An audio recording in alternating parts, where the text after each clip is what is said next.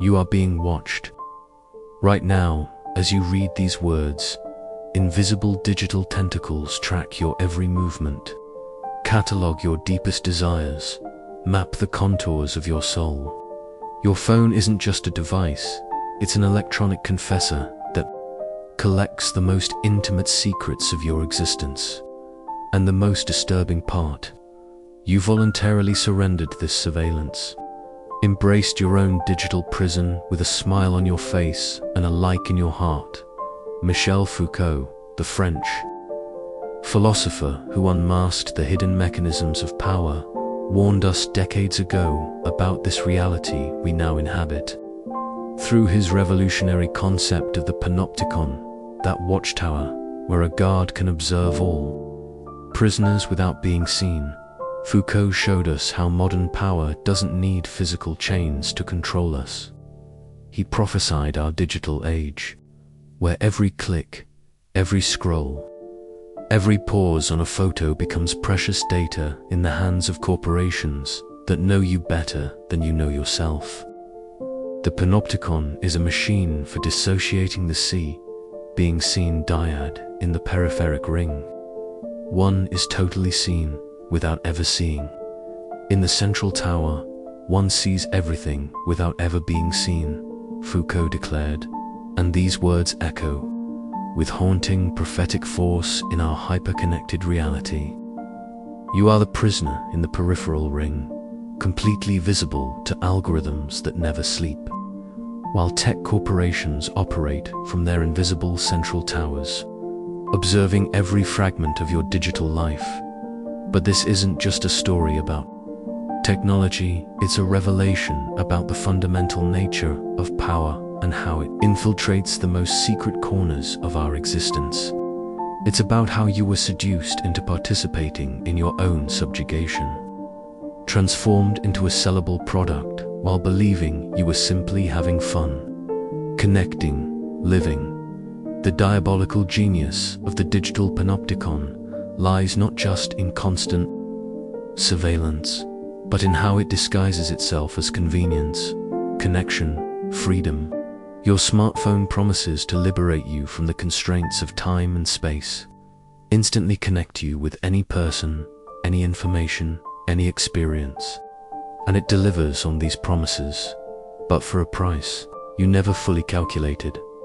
Foucault understood that the most effective power isn't imposed through brute force, but infiltrates subtly into the psyche, shaping behaviors through invisible control mechanisms.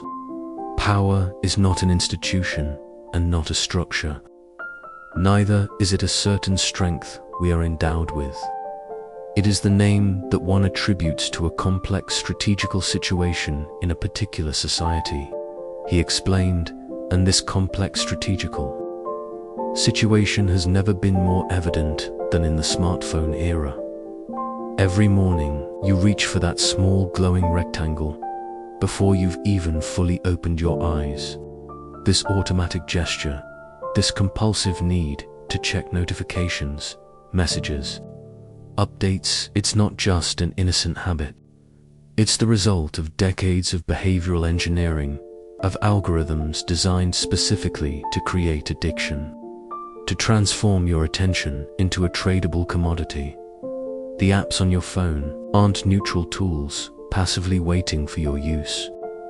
They are sophisticated digital predators, programmed to study your patterns, identify your psychological vulnerabilities, exploit your deepest emotional needs. They know when you're sad and need validation, so they send notification likes at exactly that moment. They know when you're anxious and seeking distractions, so they present an infinite feed of content, designed to keep you in a perpetual state of hypnotic scrolling.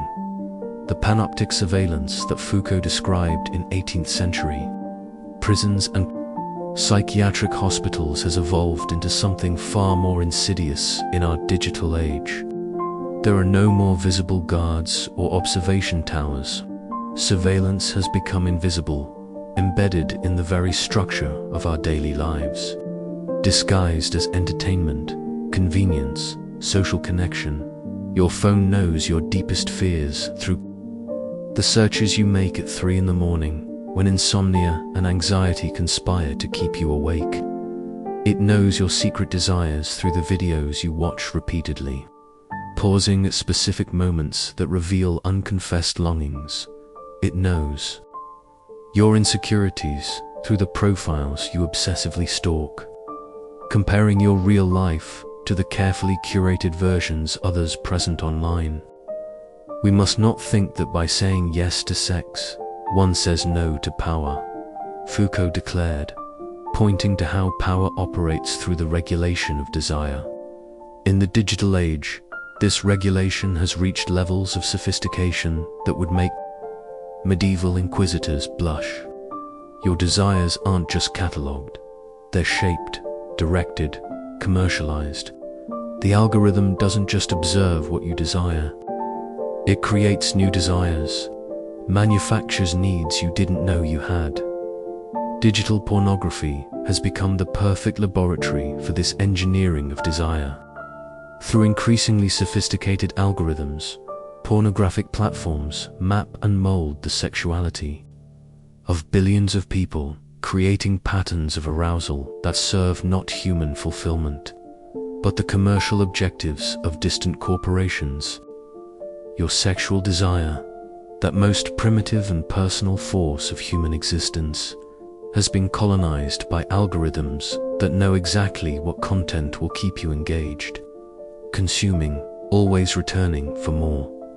Social media operates under the same principle of desire manipulation, but focuses on the fundamental human need for recognition and social validation. Every like, every comment, every share activates reward systems in your brain that were developed over millions of years of evolution to help us form meaningful social bonds. But these systems are being hacked by algorithms that transform the human need for connection into addictive cycles of seeking digital validation. Foucault realized that modern power doesn't function primarily through repression, but through production. Production of knowledge, identities. Power produces. It produces reality. It produces domains of objects and rituals of truth, he wrote. And this production has never been more evident than in how digital platforms literally manufacture versions of yourself. Your online profile isn't simply a neutral representation of who you are. It's an algorithmically produced version of your identity, optimized for engagement, consumption, profit. Algorithms analyze millions of data points about your behavior and create a digital avatar that often influences how you see yourself and behave in the real world. You begin to perform for this avatar, adjusting your real life to match the digitally, the optimized version of yourself. The self-surveillance that Foucault identified as a central characteristic of the panopticon has reached absurd proportions in the smartphone era.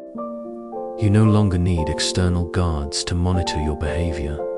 You've become your own guard, constantly documenting, analyzing, optimizing every aspect of your existence for digital consumption. How many steps did you take today? How many calories did you consume? How many hours did you sleep? What's your heart rate, your mood, your productivity? This obsessive self-surveillance is sold as personal empowerment, as control over your own life. But Foucault would warn us that this is precisely how modern power operates. It convinces us we're free by making us voluntarily participate in our own subjugation. You monitor yourself more meticulously than any totalitarian dictatorship ever managed to monitor its citizens. And you do it happily, even paying for premium apps that offer even more invasive levels of self-monitoring. The biopolitics that Foucault described control of life through regulation of bodies and populations has found its ultimate expression in the devices we constantly carry with us. Your phone doesn't just monitor where you go and what you do. It monitors your vital signs, your sleep patterns, your sexual activity, your mood fluctuations. It has become a literal extension of your body, an artificial organ that collects data about bodily functions that were once completely private. The biometric data collected by your device, fingerprints, facial recognition, heart rate, voice patterns, creates a digital profile so detailed it can identify you in ways that transcend any previous form of identification. You're no longer just a name or an ID number. You're a unique pattern of biological and behavioral data that can be tracked across multiple platforms and contexts. But the true genius of the digital panopticon goes beyond simple data collection. It operates through constant modulation of your informational environment, creating personalized reality bubbles that shape your perception of the world. Algorithms don't just observe what you think, they actively influence what you think by carefully curating the content you see, the news you read, the opinions you're exposed to. Truth is a thing of this world. It is produced only by virtue of multiple forms of constraint, and it induces regular effects of power, Foucault observed. And this production of truth has never been more evident than in the era of algorithmic feeds. Your reality is literally manufactured by algorithms that decide what information deserves your attention, which events are important, which perspectives are valid. You live in a bespoke reality, designed specifically to keep you engaged, consuming. Clicking. The fragmentation of reality into personalized information bubbles creates a form of social control more effective than any traditional censorship. There's no need to prohibit information when you can simply ensure certain information never reaches certain people. There's no need to impose a single narrative when you can create millions of personalized narratives, each perfectly calibrated to the psychological predispositions of its specific audience. The result is a fragmented society where individuals inhabit parallel realities, each convinced that their algorithmically curated version of truth is the only valid one. Democratic debate becomes impossible when people literally live in different worlds, exposed to completely distinct sets of facts, values, perspectives. Foucault understood that resistance to power cannot come through simple denial or escape, but through deep understanding of how power operates. Where there is power, there is resistance, he affirmed. But this resistance must be informed, strategic, conscious of the specific mechanisms through which power is exercised. Resistance to the digital panopticon cannot be merely individual. Turning off your phone, deleting apps, doing a digital detox. These are palliative measures that don't address the broader systemic structures that make digital surveillance not just possible, but profitable. True resistance requires a fundamental transformation in how we think about privacy, data ownership, and the role of technology in human society. We must recognize that our personal data, every click, every search, every moment of hesitation before posting a photo, are forms of unpaid labor that enrich multinational corporations. We are digital workers who constantly produce value through our online activity, but never receive compensation for this work. Worse still, we pay for the privilege of working for free, buying devices and subscribing to services that allow us to generate profits for others. Consciousness of this exploitation is the first step toward resistance. But it can't stop there. We need to imagine and create alternatives, technologies that serve human interests instead of corporate objectives, platforms that respect individual autonomy instead of manipulating behaviors, communication systems that facilitate genuine connection instead of addictive validation. The problem is not changing people's consciousnesses or what's in their heads, but the political economic, institutional regime of the production of truth, Foucault wrote, pointing to the need to create new forms of knowledge and truth that aren't colonized by dominant interests, applied to the digital context. This means developing technological literacies that allow us to understand how algorithms work, what data they collect, how our information is used.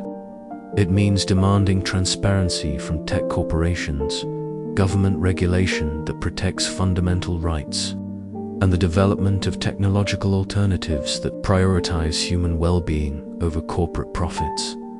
But perhaps most importantly, it means recognizing that technology is not neutral. Every algorithm embodies values.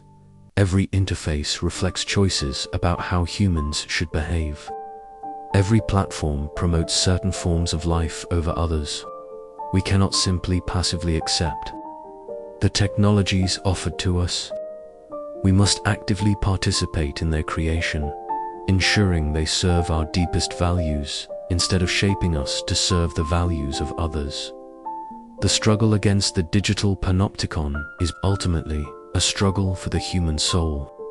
It's about preserving spaces of privacy, contemplation, authenticity in a world that constantly pressures us to become performative, transparent, optimized. It's about resisting the transformation of our attention, our relationships, our most intimate desires into commodities to be bought and sold. Foucault taught us that power is not just repressive, it's productive, creative, transformative. It doesn't just prevent us from doing certain things. It transforms us into the kind of people who naturally do the things that serve its interests. The digital panopticon represents the most sophisticated evolution of this form of power, operating not through external threats, but through the reshaping of our own subjectivity. But if power is productive, resistance can be too. We can use our understanding of digital control mechanisms to create new forms of being, thinking, relating that escape algorithmic capture. We can cultivate practices of attention that resist the distraction economy, form relationships that don't depend on digital validation, develop identities that don't need constant external confirmation. The self is not given to us. I believe one has to create oneself, Foucault declared. And this self-creation becomes an act of rebellion in a world designed to manufacture standardized consumers. Every moment you choose deep focus over scattered attention, genuine connection over performative interaction, authentic expression over algorithmic optimization, you strike a blow against the digital panopticon, the question that haunts our hyperconnected age is not whether we can escape the digital panopticon entirely. That's neither possible nor necessarily desirable. Technology has genuinely enhanced human capabilities in profound ways. The question is whether we can maintain our humanity while navigating digital systems designed to exploit our psychological vulnerabilities. This requires what Foucault called care of the self, deliberate practices of self-cultivation that resist the homogenizing forces of mass culture. In the digital age, care of the self means cultivating the capacity for solitude in a world of constant connectivity.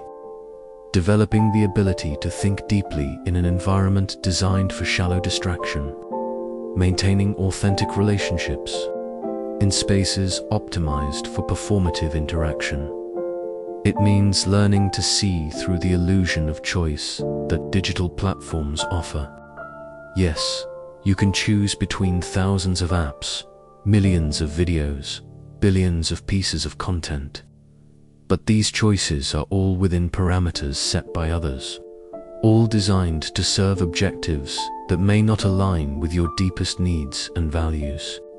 True freedom begins when you recognize the difference between the choices you're offered and the choices you actually need. The digital panopticon thrives on your unconsciousness. your passive acceptance of its terms, your willing participation in systems that profit from your attention and data. But consciousness is the beginning of liberation. Every moment you pause to consider why you're reaching for your phone, what you're really seeking when you open social media, how you feel after consuming digital content, you begin to reclaim agency over your own experience. Foucault believed that truth emerges not from abstract philosophical speculation, but from concrete practices of resistance to power. The truth about the digital panopticon will not be found in academic papers or policy documents, but in the daily choices of millions of people who refuse to surrender their attention, their privacy, their autonomy to systems designed to exploit them. This is your moment of choice. You can continue sleepwalking through a digital landscape designed to extract value from your every movement, thought, and desire.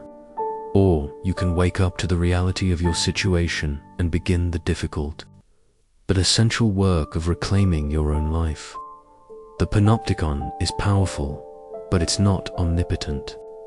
Its power depends on your participation, and your participation is never truly voluntary when it's based on manipulation and deception. The future of human freedom in the digital age depends not on the benevolence of tech corporations or the wisdom of government regulators, but on your willingness to see clearly, think critically, and act courageously in the face of systems designed to keep you passive, distracted, and compliant. As Foucault reminds us, liberty is a practice. It's not a state you achieve once and keep forever, but an ongoing commitment to consciousness, resistance, and self-creation in the face of forces that would reduce you to a data point in someone else's algorithm. The choice is yours, and you must make it new every day, every moment, every time you reach for that glowing rectangle that promises connection but delivers surveillance. The digital panopticon is not inevitable. It's a choice made by those who profit from it, and a choice you can refuse to make. Your liberation begins with recognition, grows through resistance, and culminates in the creation of new forms of life that honor human dignity in the digital age.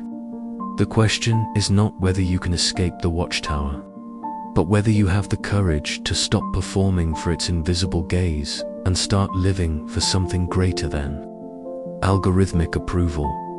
The revolution will not be streamed, uploaded, or optimized for engagement. It will happen in the quiet moments when you choose presence over distraction, depth over surface, authenticity over performance. It will happen when you remember that you are not a user, not a consumer, not a data point, but a human being with an infinite capacity for consciousness, creativity, and rebellion against any system that would diminish your humanity. Your phone is in your hand. The choice is yours. What will you do with this moment of recognition? How will you begin to reclaim your own life from the digital forces that have colonized it? The panopticon watches, but it cannot choose for you.